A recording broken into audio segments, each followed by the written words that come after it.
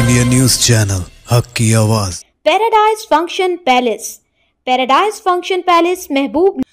रुकन असम्बली महबूब नगर एनएम श्रीनिवास रेड्डी ने कहा कि खेल जिस्मानी ताकत के साथ साथ जहनी खुशी भी फराहम करते हैं। उन्होंने जुमे को ज़िले मरकज़ में वाक़ डिस्ट्रिक्ट स्पोर्ट्स ग्राउंड के इंडोर स्टेडियम में बतौर मेहमान ख़ुसूसी शिरकत करते हुए यूनिक सनराइज़ 11वीं तेलंगाना स्टेट सब जूनियर बैडमिंटन चैम्पियनशिप का इफ्तिताह किया। इस मौके पर उन्होंने कहा कि खेल जिस्मानी ताकत के साथ साथ जहनी सुकून भी फराहम करते हैं और वह स्कूल की सतह से ही अपने पसंदीदा खेलों में दिलचस्पी पैदा करना चाहिए। साबित कदमी हो तो कुछ भी हासिल किया जा सकता है और हर किसी को खेलों के मुकाबले में जीत या हार की परवाह किए बगैर खेल का जज्बा दिखाना चाहिए। प्रैक्टिस खेलों में आगे बढ़ने की कुंजी है। रुकन असम्बली ने कहा कि रियासत के चीफ मिनिस्टर रेवंत रेड्डी हमारे महबूब नगर को तालीमी मरकज़ के साथ साथ खेलों के मरकज़ के तौर पर तरक्की देने के लिए पुरअज़्म है। उन्होंने कहा कि वज़ीर आला से उम्मीद है कि ओलंपिक गेम्स में हमारी रियासत से ज़्यादा एथलीट्स मुतारफ़ करवाएंगे और वो मुल्क के लिए तगमे लेकर आएंगे। इसीलिए उन्होंने सीएम कप जैसे प्रोग्राम शुरू किए हैं और तलबा में छुपी हुई सलाहियतों को सामने लाने की कोशिश की है। अपनी ख्वाहिशात के मुताबिक वो चाहते हैं कि न सिर्फ हमारी रियासत बल्कि हमारे ज़िले के खिलाड़ी भी आने वाले ओलंपिक खेलों में अपनी सलाहियतों का मुजाहरा करें।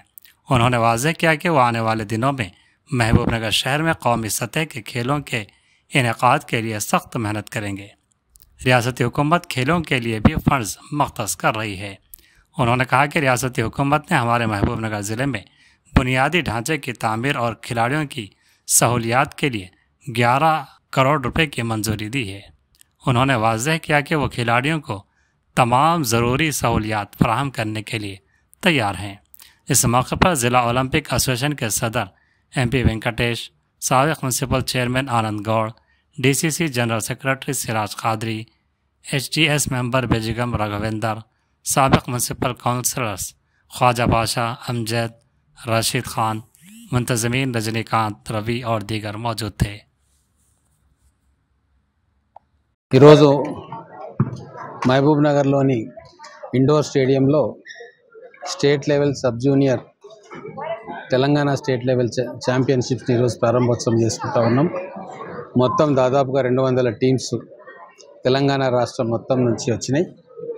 వాళ్ళకు అన్ని రకాల ఏర్పాట్లు కూడా ఇక్కడ డిస్ట్రిక్ట్ బ్యాడ్మింటన్ అసోసియేషన్ వాళ్ళు చేస్తూ ఉన్నారు. పార్టిసిపేషన్ ఈసారి చాలా బాగా ఉంది.